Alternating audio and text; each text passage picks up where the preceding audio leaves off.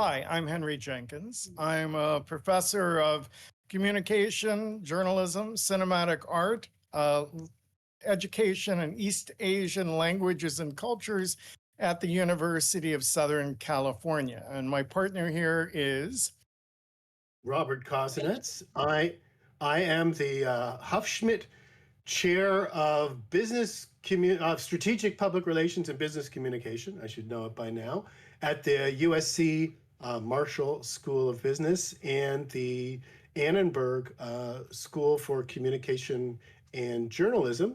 And yeah, USC, if you're wondering, stands for University of Southern California, not for University of South Carolina. We are located in Los Angeles. And as you're about to learn, this is a bit of a buddy story that goes back almost 30 years between Henry and I. And we're going to talk to you a little bit about our journey through fandom and academia and our transition to be co-authors of a book series that we're really, really excited to talk to you guys about.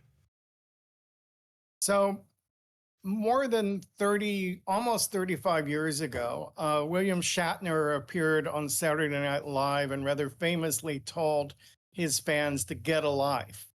I was one of the fans of Star Trek at that point, and I decided rather than get a life according to Shatner's standards, I'd write a book instead. I was just completing my PhD, and I wrote a book called Textual Poachers, Television Fans and Participatory Culture. And the timing seems to have been very good.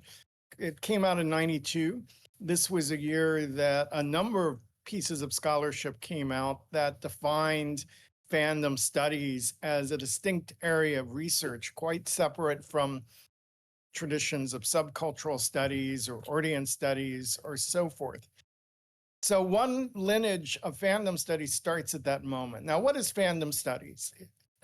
By the time I sat down to write, it was pretty well established that in male science fiction fandom, almost every major writer, publisher, agent, illustrator had come up through fandom, had been part of a good old boys network that spotted talent through writing and zines, and was sort of courted them at fan conventions, and out of which came opportunities. The same was not true at the time for female writers. Many of these women were sort of shut out of publishing opportunities because of the discrimination at the time. So what fandom studies introduced was the study initially of women as fan fiction writers, what it meant to write fan fiction within a subculture of fans who were always creative, critical, active consumers of pop culture, but more than that, producers of their own subcultural modes of expression. And that's really what took off in 92 and has continued to build over time. Today, there are multiple academic journals dedicated to fandom studies. There are academic conventions. There are publishing lines. There are thousands of articles, book chapters, and books that have come out of the study of fandom from academic perspectives. And so Rob and I have begun to publish a series of books called Frames of Fandom. And that's really what we're going to talk about today. And Rob, you represent something called consumer culture research, which probably, if fandom studies is news to a lot of folks here, I'm suspecting consumer culture research is even more so. So why don't you tell us a little more about it? Yeah. So I came up through a slightly different path in academia than Henry did. I came through business schools. So I have an undergraduate degree in business. I was in consulting for 7 years. I got an MBA, and then I decided to go back and get a PhD in business. And I originally started as a psychologist and ended up transitioning into marketing and looking at of all things, I ended up looking at Star Trek fans.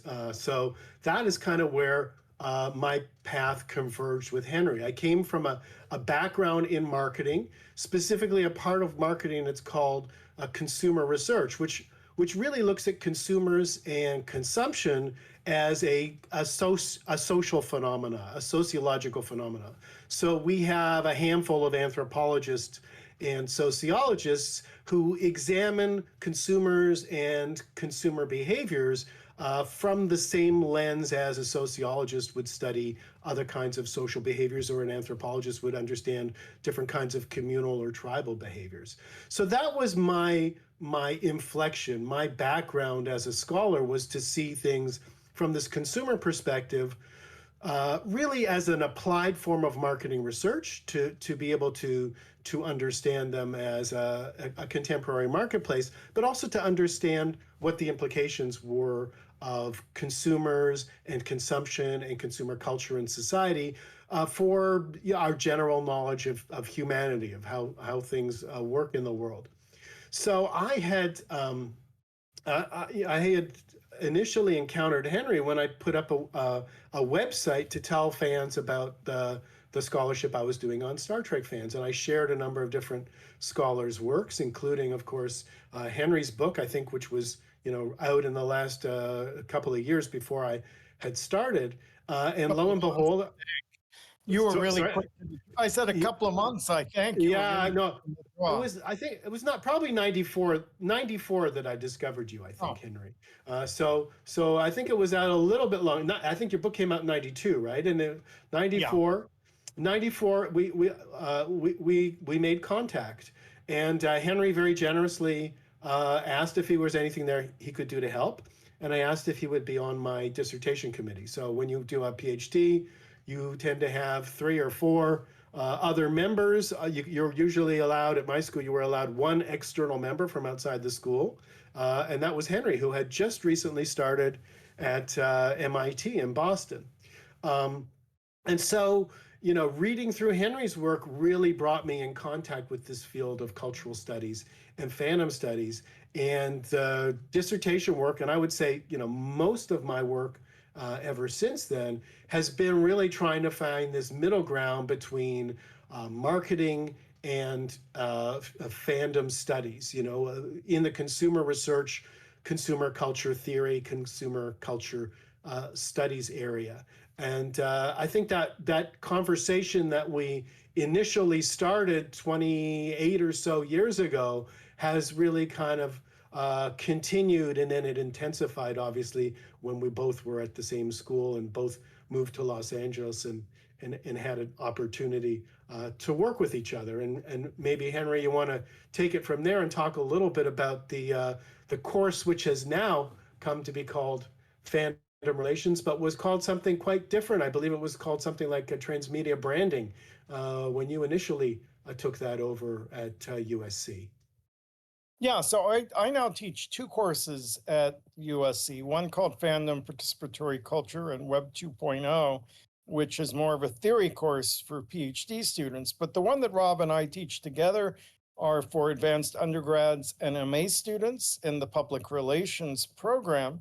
And it's designed to help train the next wave of people who are snapping up jobs in the industry as fan relations professionals. They may be part of the promotional team, they may be an outreach team, but they're doing work that bridges between the industry and fandom. In fact, a couple of weeks back, I had a nice dinner with a table full of folks currently doing this work, and really earnest and excited young professionals. So we bring in guest speakers who have those jobs now from companies like Mattel, from sports teams, from concert groups, from production teams, marketing teams. And we also read and study quite a lot of the writing that comes out of the fandom studies world and the consumer research world. And we started realizing there was no textbook out that actually covered the range of things we were doing in this class. That was realization number one. Realization number two was that I fucking hate textbooks. The textbooks are the worst, and they're worst for a number of reasons. One is teachers assign them, you buy a $200 book, and you read 3 chapters in it if you read anything in it. And that's such a waste of students' money and time. Second, is they're really impersonal. I defy any of you who is not already in the academy to tell me the name of any person who ever wrote a textbook you've ever read, let alone what their research interest is or so forth. It's mulched up information. It's not readable, it's not engaging, and it certainly doesn't have a human voice. So coming out of that, we said, number one, we want to deconstruct the textbook. Rather, what if we could offer the students each chapter individually? You bought the ones you needed and the ones you were planning to read. If you wanted to dig deeper, you could buy more, but there was no reason to buy a huge textbook. We could do that if we went self-publishing via Amazon, and if we offered them also via Kindle at a lower cost. And we could do it print on demand, and all of which lowered our cost to the point that each book in our series is $10 Kindle, $20 ballpark on print copy compared to the cost you might pay for another kind of textbook. So that was step one. Step two was to think about how we wanted to write it, and we've written it with a lot of acknowledgement of our personal experiences as fans and fan researchers. It's a consolidation of 35, 40 years of research each of us have done individually, and is therefore able to, and because of the quick turnaround of the ebook publishing world, we can be up to the minute in the examples we use and talk about, K-pop Demon Hunters, or we can talk about Wednesday from Netflix and so forth, rather than having 3 to 4 years lead time on the publishing of textbooks, which is part of the scam. The bad news is the books grew as we started writing them individually. We now have rough drafts of 15 books that span a full range of approaches people have taken to fandom studies. So Rob, why don't you start us down the path of talking about what the content of the books might look like? Yeah, I mean, I think it's worth reiterating that when we started this, it was one textbook for the course, and we thought about, the different elements that we wanted to get across in the course and teach them, like thinking about how fandom changes our view of what audiences are, how fandom changes our view of what consumers are, how fandom changes our view and is as altered by our understanding of subcultures, for example. And so each of those started as a chapter, but as we were writing them, those chapters just started to grow and grow. And eventually, we were like, well, we're at like 30,000 words on this. Maybe we should think about building these out into, like, initially, Henry, we were calling them mini books. We're still trying to break the habit of calling them chapters, but I think we're mostly out of that now that we've got these physical books in our hands. So it turned out that a 15 chapter book ended up being 15 books themselves. So one of the things that Henry kind of was starting to talk about here was this tradition which he is widely associated with, but he denies starting, called Aka fandom. This idea of the academic fan. And for me, this term has always had numerous kinds of meanings to it. Number one, it was academic scholars who were also themselves fans. But I think there's also something else there, in that there's kind of a fandom element to academia too, where when you are an academic, you can be a fan of other scholars and a fan of particular kinds of scholarship. And I think beyond that, and correct me if I'm wrong in this one, Henry, and we can turn this a little more into our usual conversation as we have them, that Aka fandom sort of suggests a particular type of fandom, a scholarly type of fandom that we see a lot. There are some people who are content to just consume media or brands or whatever the form of fascination is. And we're going to talk in a moment about that as being the fan object that you're consuming. But then there are other people who want to go deeper. They want to read the background story. They want to get into the behind the scenes. They want to create something. They want to do a remix. And that's always, for me, been a part of ACA fandom. Henry, would you agree that that ACA fandom sort of signals a different kind of fandom as well? Well, I think it's most in dialogue with fans who write meta or fan theory, fan criticism, who are creative writers of stuff, who really are analytic and as well as passionate in their relationship to their fan objects. I think that would be accurate. I'm not sure. I've never thought of it as necessarily separate from other kinds of fandom, though. I think you could be a fan of almost any object. And if you have that temperament of being analytic, you probably could hold your own with most of the work that's been written in fandom studies. Part of the implications of ACA fandom is we write our work not just for academia, but also for fandom itself. Uh-huh. And I've been really appreciated through the years the number of fans who are not academics who read my work and responded to it. When the book Yeah. first came out in 92, on Christmas Eve, I got a phone call from a high school student who just thanked me profusely for writing this book. She'd given it to her father for Christmas.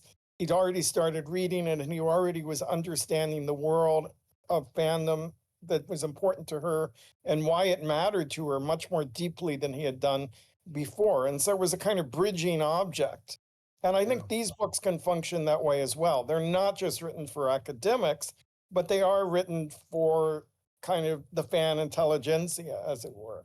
Yeah, I mean that's something where I think we were always aligned, and I always was inspired by the accessibility of your work, the readability of your work, and it's something that I've strived to do too.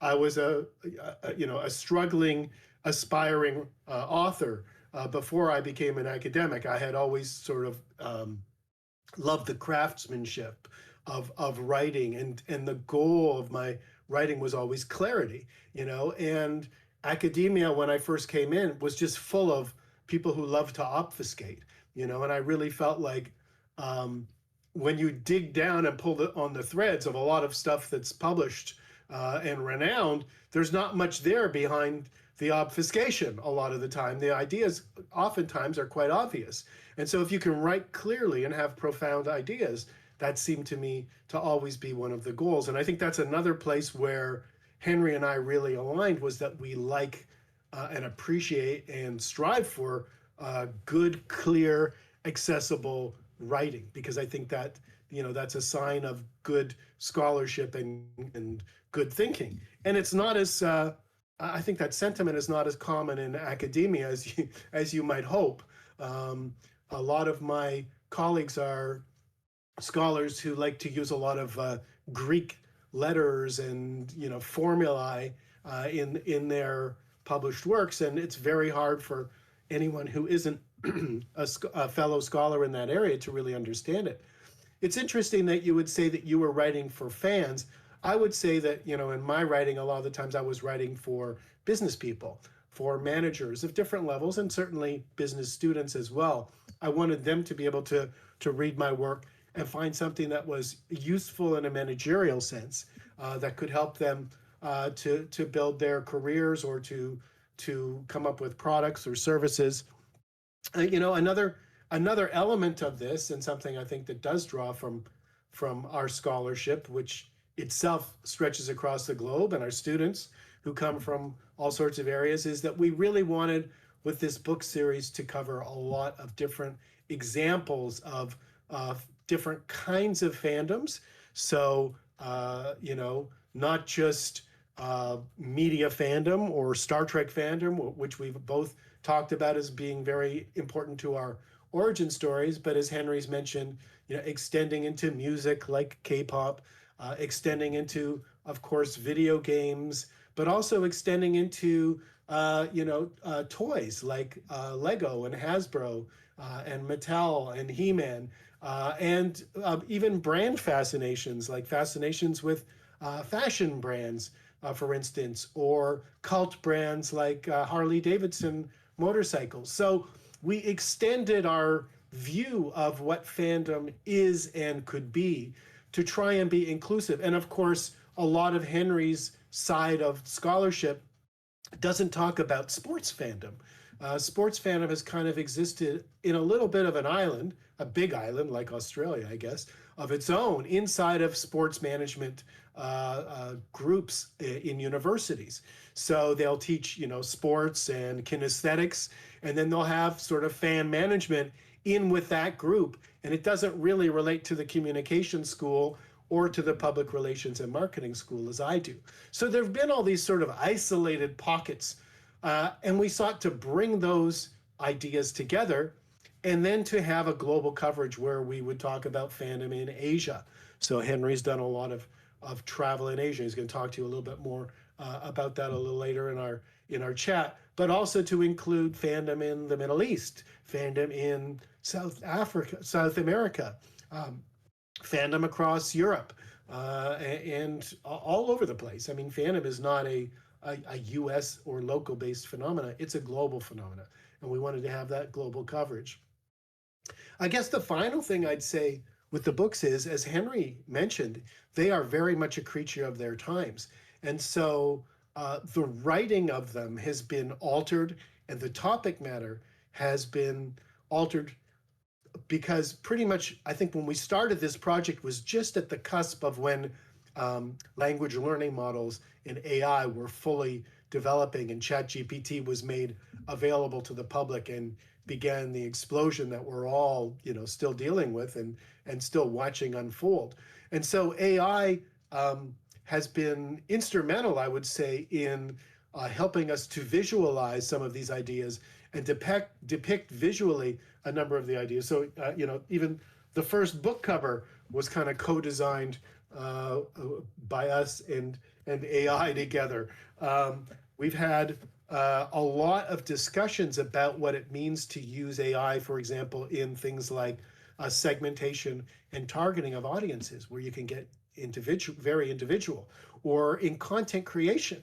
We just had this announcement yesterday, which Henry and I have already been discussing, about Disney investing in OpenAI and allowing their IP to be licensed through Sora, so people can create their own Marvel and Star Wars and Disney videos.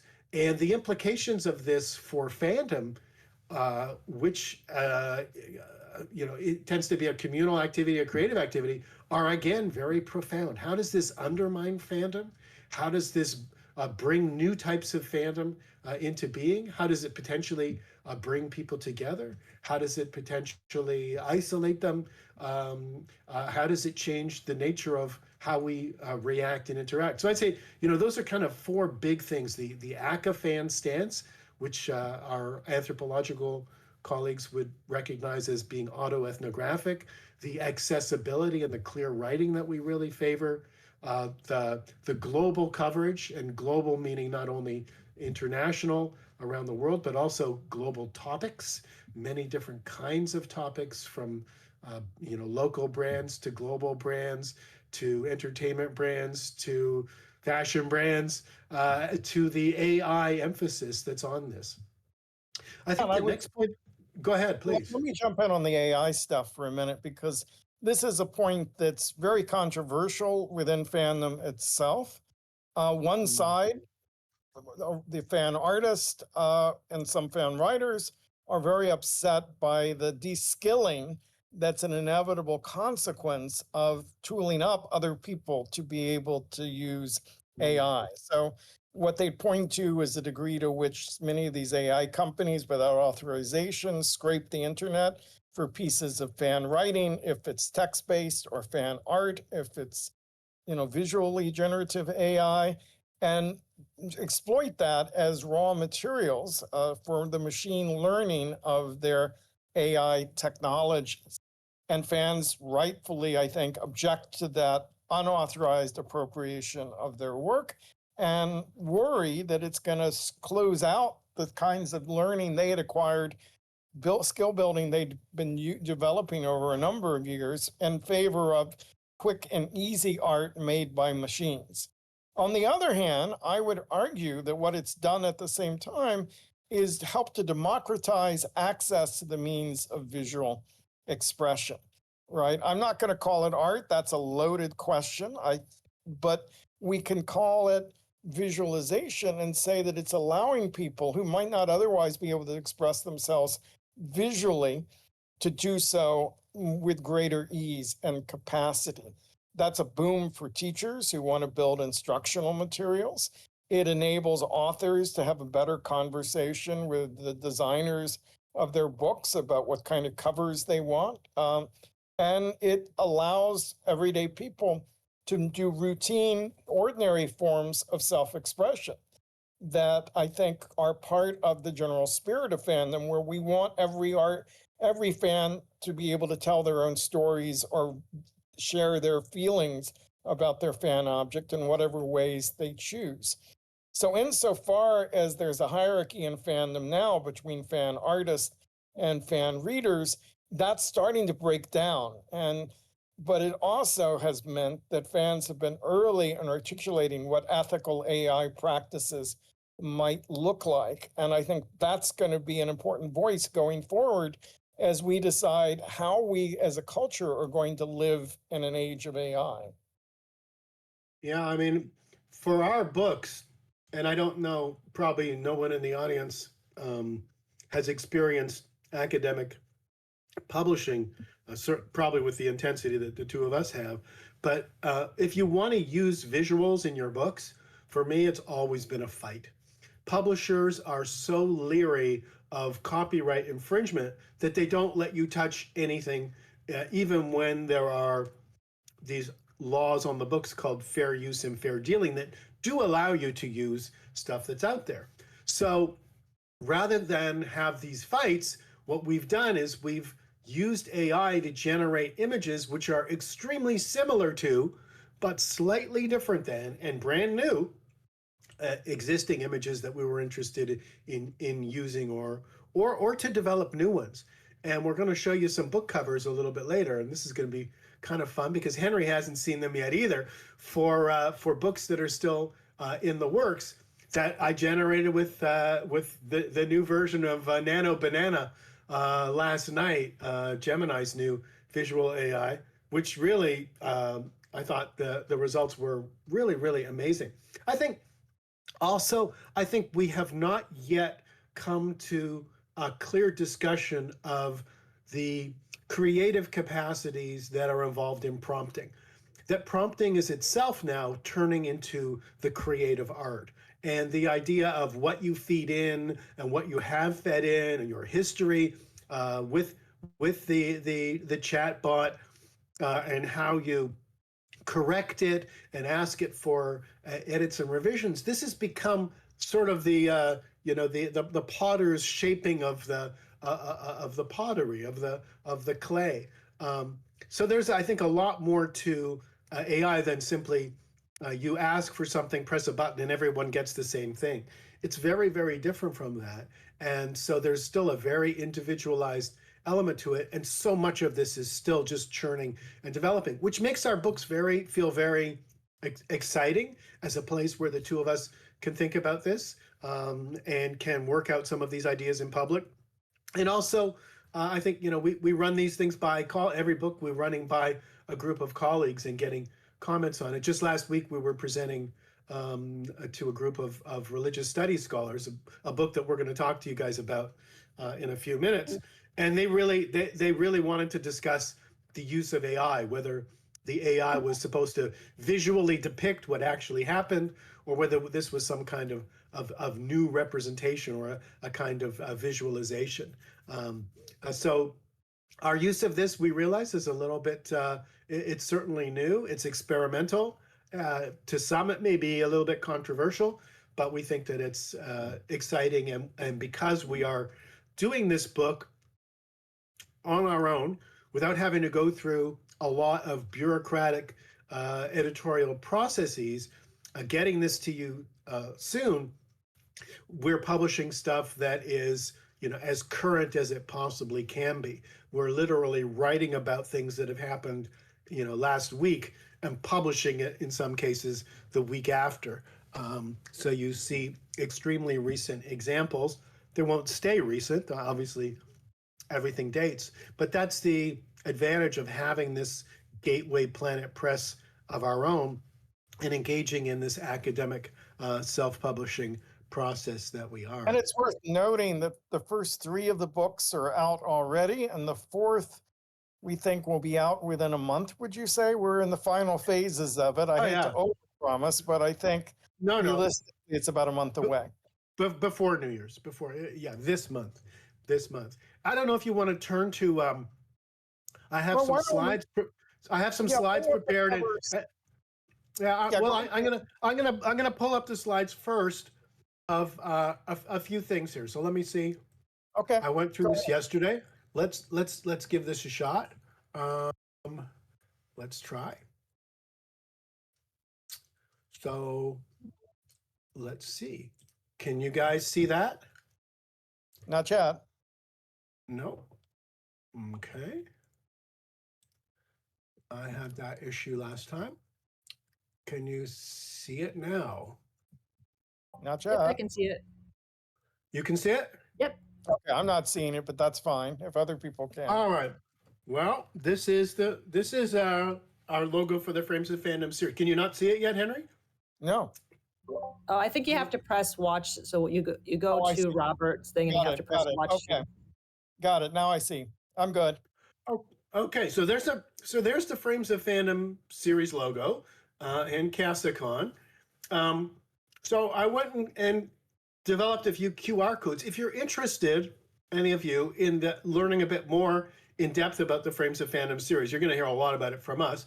If you're interested in seeing it in a website, we've got an overview with lots of links in it talking about the series here. We've talked a little bit already, I think, about Gateway Planet Press, and I think we're ready, Henry, to start talking a little bit about some of the concepts. So Yeah. do you want to introduce maybe the idea of fans and fanship and fandom here that we develop in the first book, Defining Yeah, Fandom? sure. So we're trying to be as inclusive as possible about what we mean by the term fan, as Rob has already suggested. I don't want to tell any of you who thinks you're a fan that no, you're not a fan according to an academic definition. So we see fans as people who have some kind of passionate relationship to a fan object, but we distinguish between fanship and fandom.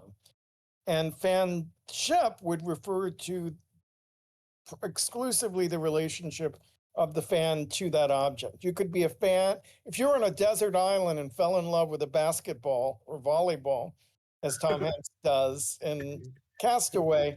You could be a fan of that volleyball, and no one else was around. It's still fanship. But as you begin to connect with other people around your shared fan object, the social relations between you and that other person or people would be fandom. And so we consider fandom to be about sociality, about connectivity, about community. Now, this is not a binary, this is a structure that there's multiple steps and multiple places you could occupy in the space between fanship and the most active forms of participation in fandom, including, say, going on to a Zoom call or a Discord call like the one we're currently on, and joining with other fans, even if you're feeling their presence, you're not necessarily communicating directly to each other, or to us at this moment.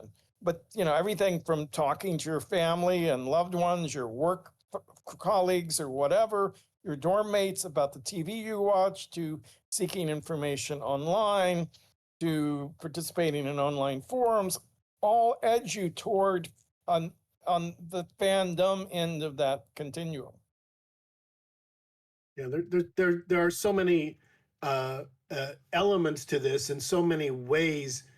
We have another chart which I didn't put up here that's in that first book that sort of talks about the various types of movement between fanship and fandom, and even that sort of gray area between the two. But I think one of the important things to point out about what Henry was just mentioning is the role of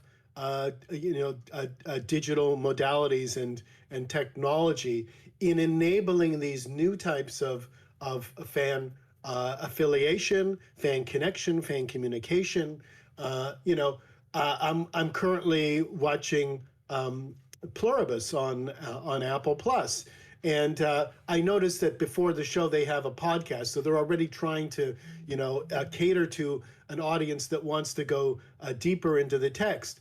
But I just realized last night that there's a subreddit for that, and so a show that I'm watching and engaging with and really enjoying and talking to people about that, all of that being fanship. Once I join up with the subreddit, start to read that, I'm now sort of engaging in fandom.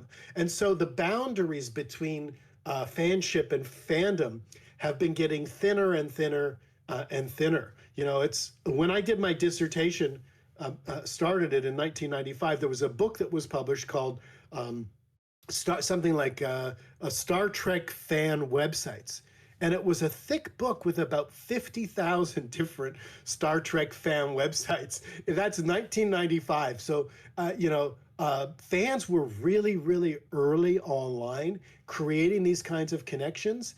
And that's still very, very true. I mean, think about Discord itself. Where would Discord itself be without video game fandom and fans? Where would Twitch be? I mean, we have media that are created around fandoms themselves, and they are perpetuating fandoms. So these forces are feeding on one another. They're creating these feedback loops that I think are accelerating both technology development, but also the development of fandom as an institution, as well as an experience in a community.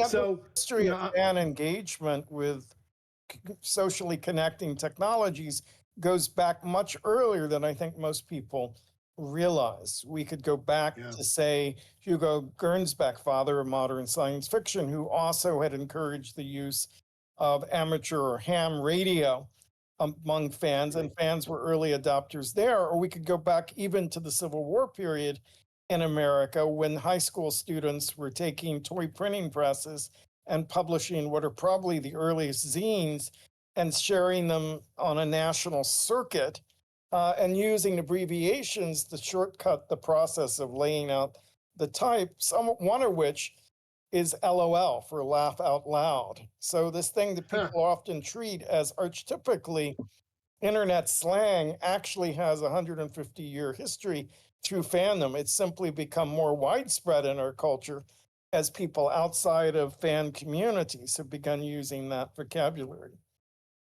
Yeah.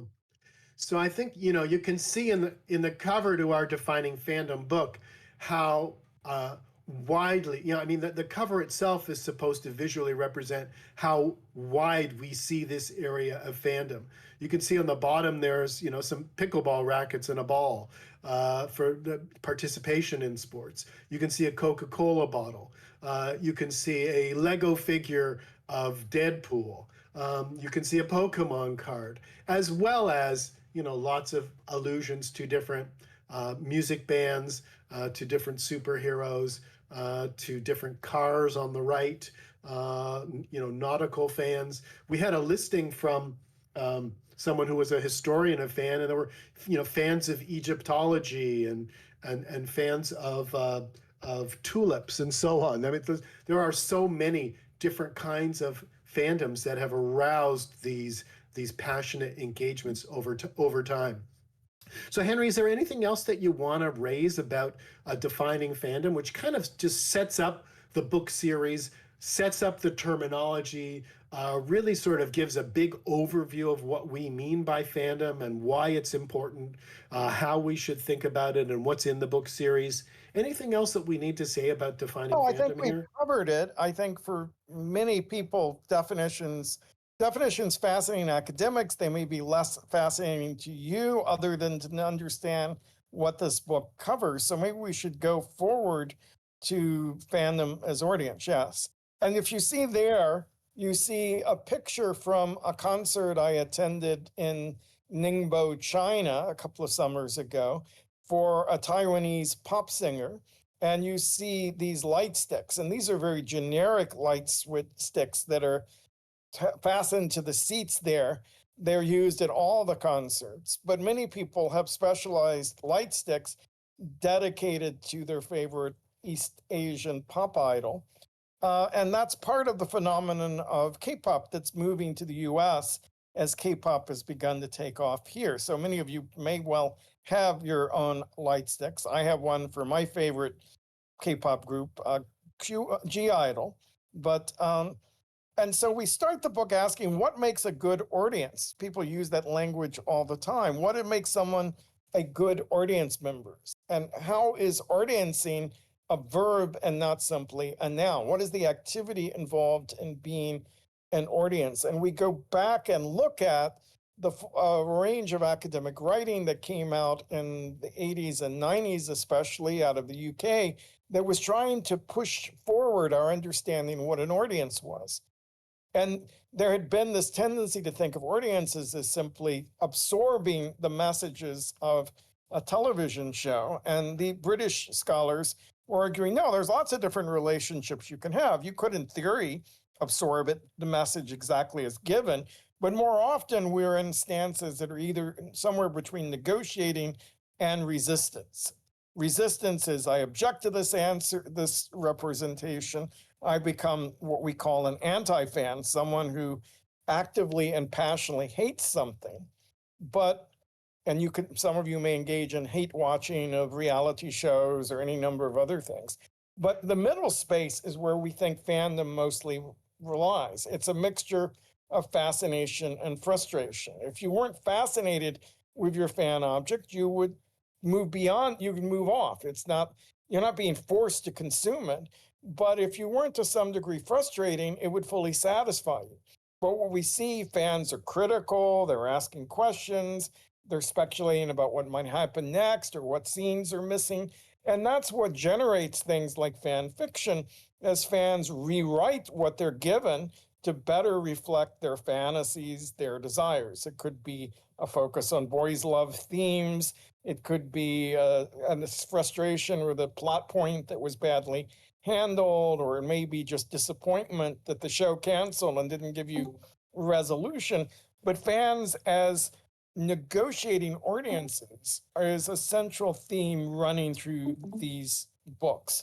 And we talk about audiences, global audiences for content made somewhere else. We talk about audiences and the work we do around so-called transmedia content, like the Marvel Cinematic Universe, where the story is told across multiple films, across multiple media. There's a lot going on in this category of the fan as audience. And with it are some of the industrial ways of thinking about audience, which is Rob's area of specialism. Yeah. So there are, there are certainly parts of this book that start to dip into marketing theory of segmentation and targeting.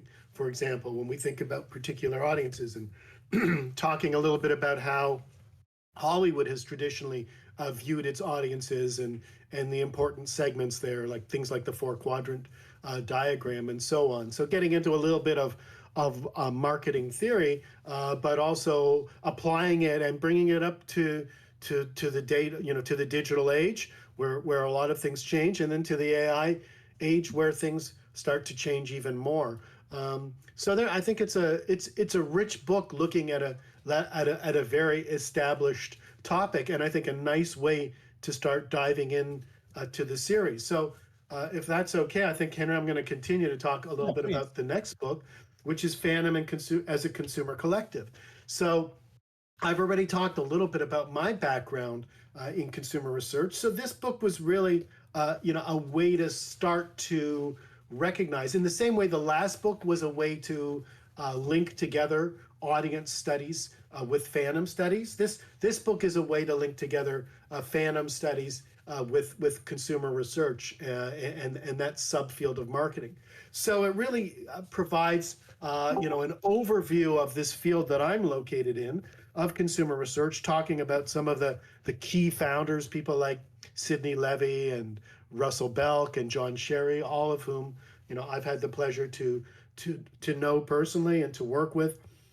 And it actually begins with me talking about my use of action figures in my office and in my life, and relating to the different totem objects that are a part of my everyday surroundings, and extends that also into my own recent use of excuse me, heritage .com, and doing genetic testing and using consumer culture to build my own family community.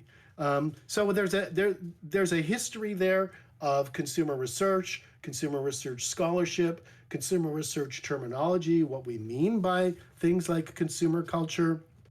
There's a background on the important research by John Scouten and Jim McAlexander into Harley Davidson subcultures.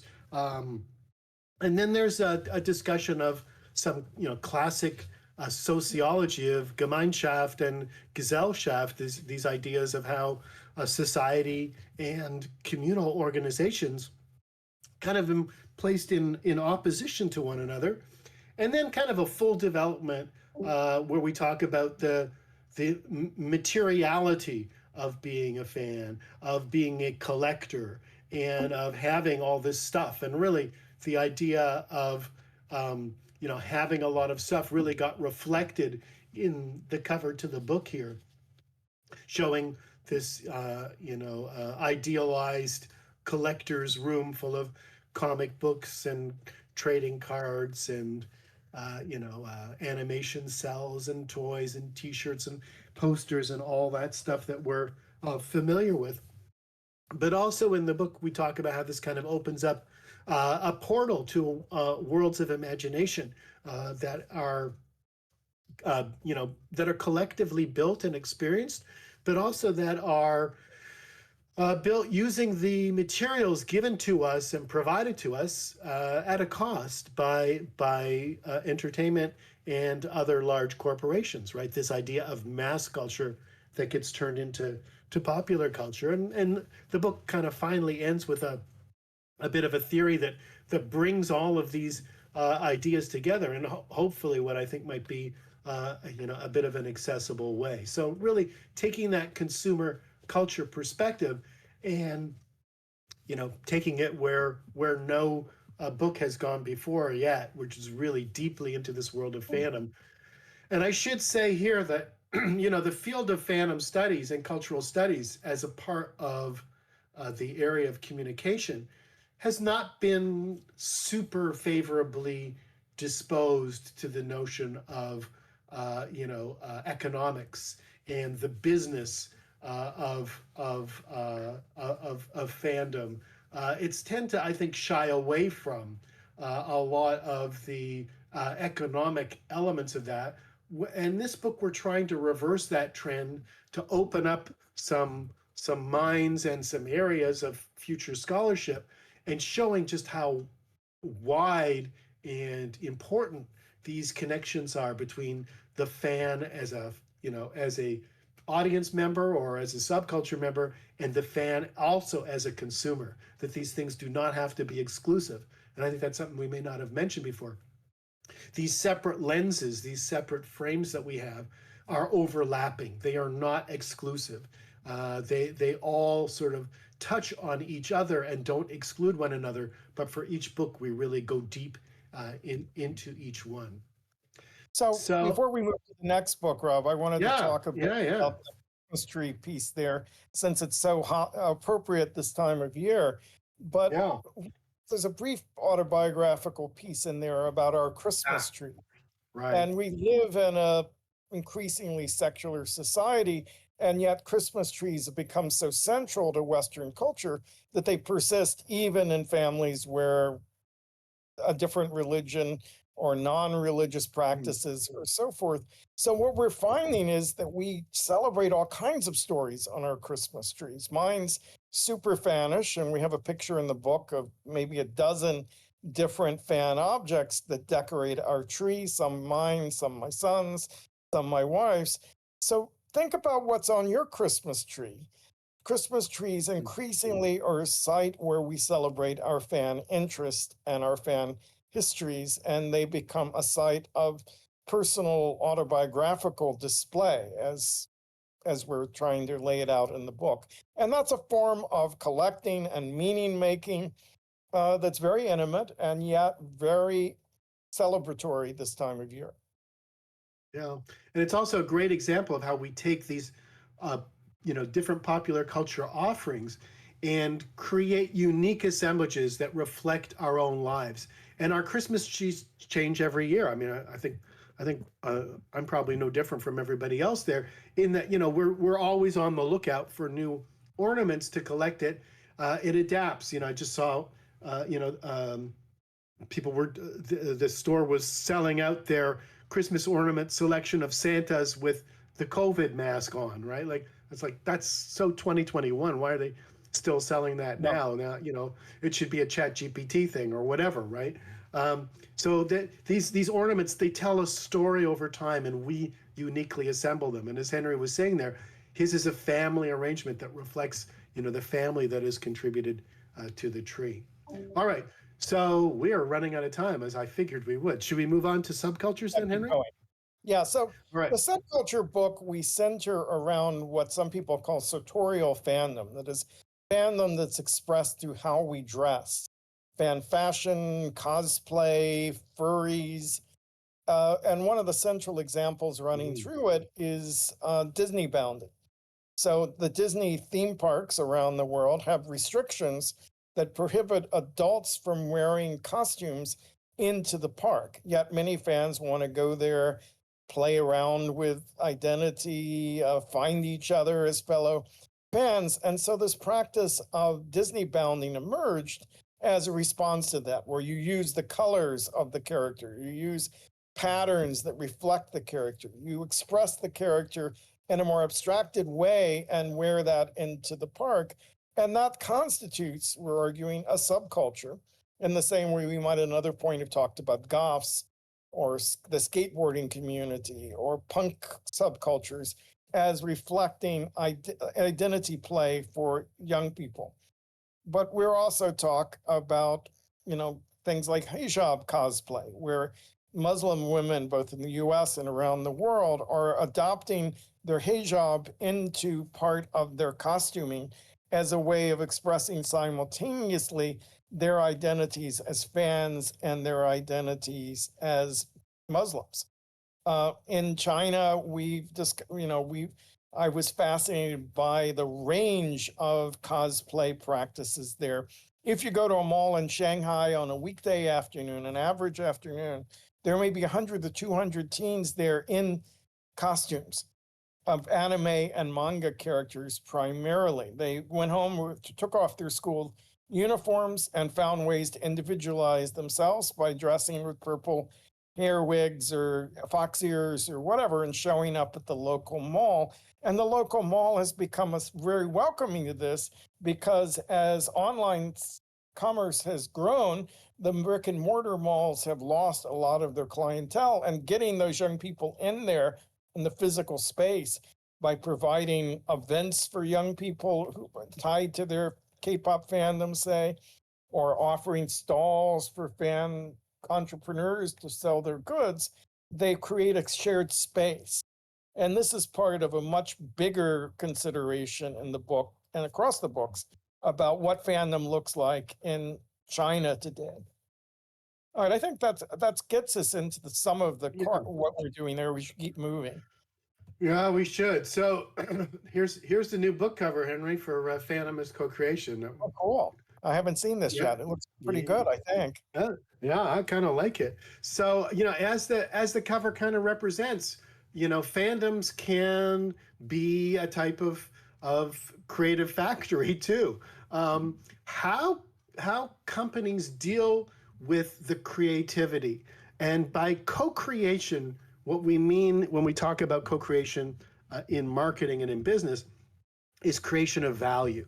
Now, there's always a question of value to whom, and then there's always a question of how, if it's monetary value, how that value gets distributed, right? How each contributor of value gets paid their due. So, Fandom as Co-Creation is a book that looks at the co-creation of value between the official producers of value, and then the fans themselves and the fan communities that they build and how they produce value themselves. So think about, for example, skins and mods in video gaming. All of that value is created, and as much of it tends to get appropriated by the video game companies as possible.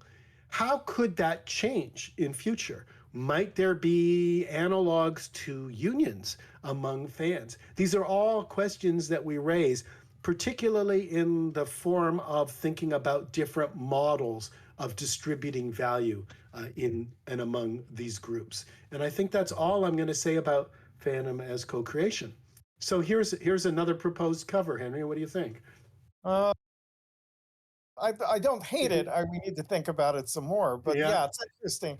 Part of what this book does is build off the wave that I helped to start, that looks at how are fans creating their own culture from raw materials provided from mass culture. We talk about participatory culture as the process of folk culture applied to the raw materials of mass culture in a network society.